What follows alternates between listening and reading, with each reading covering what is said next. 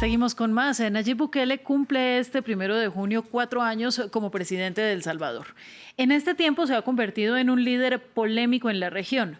Mientras que sus porcentajes de aprobación dentro del país superan el 90%, su enfoque principal ha sido combatir las pandillas y ha logrado una disminución de los asesinatos. Pero del otro lado, el estado de excepción que impulsó para que fuera de 3 meses ya cumplió más de un año y sigue vigente. Ha tenido además fuertes enfrentamientos con el legislativo y con la justicia. Hablamos de este tema con Ruth López, quien es la jefa jurídica de Anticorrupción y Justicia de Cristosal. Además, ella también es experta en temas electorales. Muchísimas gracias, Ruth, y bienvenida a Directo América. Muchísimas gracias, Ángela. Es un placer estar con ustedes. Vamos a comenzar con la primera pregunta sobre el balance general que usted hace de estos 4 años de gobierno de Bukele. Bueno, en primer lugar, el gobierno de Bukele se ha caracterizado por carecer de políticas públicas, pero además tiene por eje, digamos, cuatro elementos. El primero es el uso de la propaganda con una fuerte tendencia a la manipulación de la información. Es decir, no solo es el uso de los recursos públicos para el posicionamiento de sus ideas, sino también la manipulación de la información, donde tiene por centro la falta de información y la falta de acceso a la información pública en el país, anulando así uno de los derechos esenciales de la comunicación para la ciudadanía y, por supuesto, a través de la cual se ejerce la libertad de expresión. Otro elemento muy importante dentro del gobierno es la opacidad. Es decir, y siendo la opacidad una puerta enorme, grande para la corrupción, ya han habido muchos escándalos de corrupción durante el gobierno y tanto fue así que Bukele, que dio origen a las ICIES, pues también aniquiló. Otro elemento que también debemos tener en cuenta es la anulación del sistema de control. En El Salvador, a partir de la asunción de Bukele y posteriormente de una asamblea legislativa totalmente dominada, pues hay una cooptación de las instituciones de control donde no hay una independencia de las instituciones para poder realizar realmente su función de rendición de cuentas. La excepcionalidad se ha convertido en la normalidad.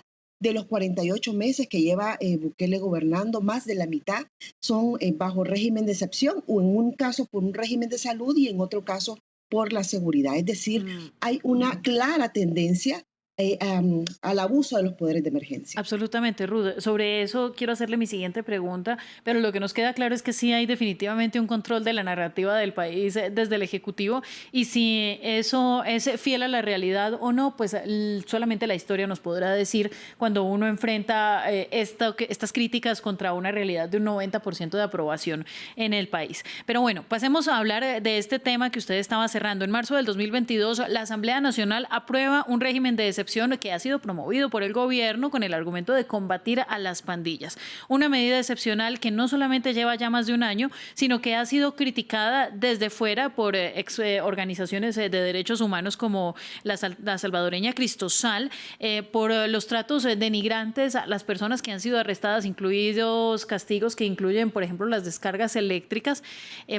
¿Cuál es la situación de derechos humanos que ustedes ven en el país, especialmente en este momento de las personas privadas de la libertad?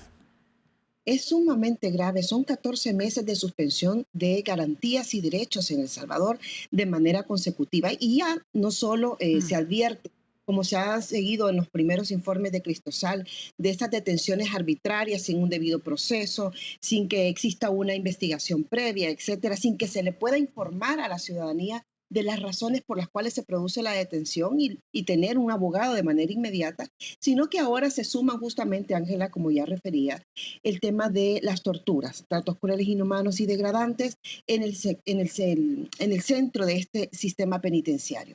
Y esto supone también la inexistencia de mecanismos de garantía. Por ejemplo, hay más de 1.200 habeas corpus presentados durante el régimen de excepción a la Sala de lo Constitucional y no da respuesta a la ciudadanía de esto. Y así todo el sistema judicial. Hay una cooptación que ya refería al inicio. Pero además no solo se ha identificado este tipo de torturas, sino también las muertes en centros penales que ya suman 153 según la investigación reciente de Cristosal, donde se evidencia que estas personas han sufrido en su mayoría graves torturas y han, por supuesto, terminado con su vida. Bueno, también otra realidad que sucede ya mirando más el tema regional es que estas políticas de Bukele han sido aclamadas sobre todo por líderes de derecha latinoamericanos. Y aquí quiero preguntarle si esta realidad que se vive hoy en este país podría replicarse a otros gobiernos y pues con una evidente alternancia política que está por llegar en algunos de los países. ¿Usted qué opina sobre esto? Sí, claro, o sea, Bukele es un 2.0 del autoritarismo y del totalitarismo, incluso en nuestra América Latina. Yo creo que uno de los rasgos también, y precisamente por eso es que creo que puede replicarse y que los países tendrían que estar muy atentos, es porque el gobierno se caracteriza por violar las formas, por violar el derecho y por tanto de ahí el enfrentamiento que ha tenido de manera permanente con instituciones que en algún momento fueron independientes, es decir, la Asamblea Legislativa cuando no tenía el control, el órgano judicial y posteriormente estamos hablando del enfrentamiento directo contra el periodismo independiente y las organizaciones de la sociedad civil. El problema de esto y el origen es el deterioro del sistema de partidos que deja de ser el canal esencial para la representación de la ciudadanía. Por lo tanto, no es descartable y además hemos visto cómo se exacerba desde algunos países, incluso en la oposición de algunos países, y lo contraponen a los líderes que en estos momentos existen en algunos países de Latinoamérica. De ahí que creo que sí, por supuesto, es replicable y habría que estar, la ciudadanía latinoamericana tendría que estar muy pendiente de que esta ola autoritaria no se termine implantando definitivamente en la región. Y una última pregunta, Ruth, porque es muy grave el panorama que se describe a nivel institucional y también es muy grave el panorama en derechos humanos con las denuncias existentes. ¿Cómo le queda a usted o qué sensación le da? ¿Cuál es ese sabor en la boca de frente a estas denuncias, ver una aprobación del 90% en la población, que seguramente usted puede percibir en la calle y en todos los ámbitos en los que se desarrolla su vida diaria? En primer lugar, yo creo que ese 90% hay que relativizarlo. Hay que relativizarlo porque hay tres fenómenos importantes. Uno es la implantación del miedo como mecanismo de control. La gente no está diciendo tampoco lo que piensa. O sea, hay un régimen que se pueden llevar a cualquiera por una denuncia anónima. Hay personas que se las han llevado por sus denuncias en redes sociales y yo creo que hay que tener en cuenta esto. Dos, la ciudadanía en estos momentos, si de alguna manera hay una satisfacción por digamos, por la disminución de los homicidios, también está basada por el ocultamiento de la información. Es decir, los salvadoreños no son totalmente libres al momento de tomar una decisión porque no carecen de la información necesaria para eso. Y en un tercer elemento que también es necesario tener en cuenta es que toda esta población al final no se expresa definitivamente en los procesos electorales. Entonces, hay que relativizar ese 90%. Sin embargo, más que un sabor de boca es una realidad. El nivel de manipulación que tiene el gobierno, al mejor estilo de Goebbels, creo que hay que tenerlo en cuenta. Y por supuesto, el control de la narrativa y de los medios nacionales. Y además de toda esa plataforma en redes sociales de las cuales se ha logrado hacer.